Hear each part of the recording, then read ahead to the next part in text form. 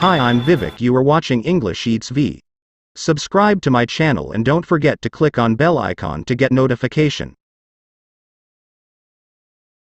The Mauryans ruled India from 322 BC to 15 BC. Chandragupta Maurya, the first king in the dynasty, ruled from 322 BC to 298 BC. Ashoka, who was the third in line, ascended the throne at the very early age of 20 years in 273 BC and ruled for a long period of 41 years, till 232 BC.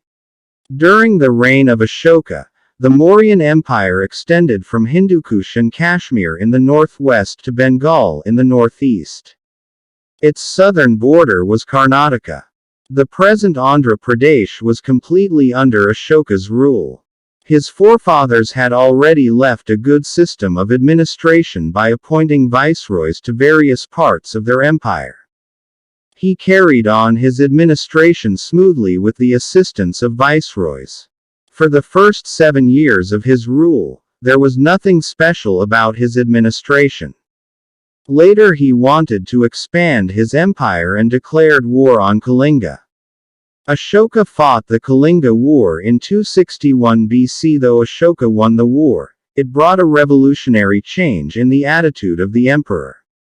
He saw, in the battlefield, the flow of blood, thousands killed and many more wounded. Many became widows and orphans on account of his ambition to expand his empire.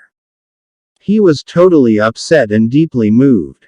During that period he came in contact with the Buddhist monk, Upagupta, and was attracted towards Buddhism.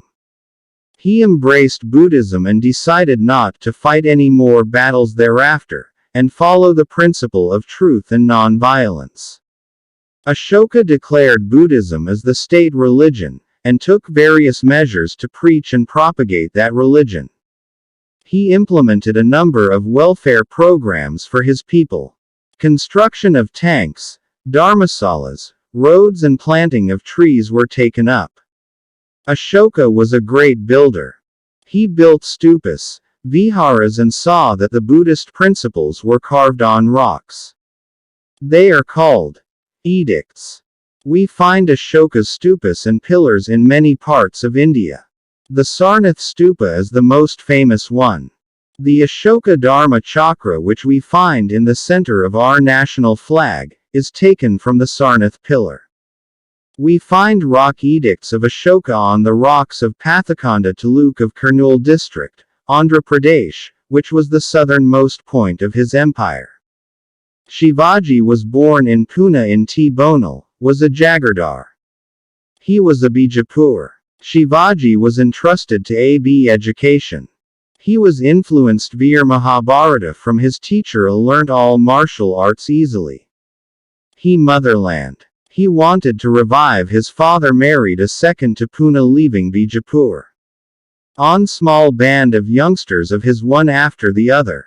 He was a Ashoka not only spread Buddhism in his empire but also sent ambassadors to China, Japan, Sri Lanka and other countries to preach the religion.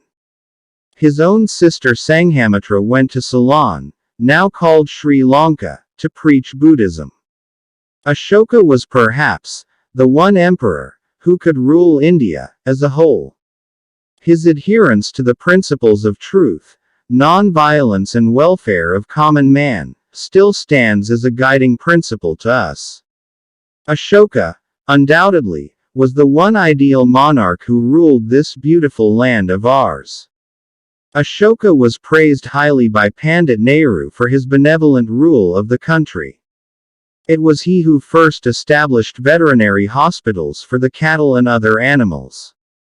Ashoka was known as Priyadarsana, very handsome to look. He was also called Devanam Priyaha, art fire, or the beloved of the gods. Thanks for watching and don't forget to subscribe.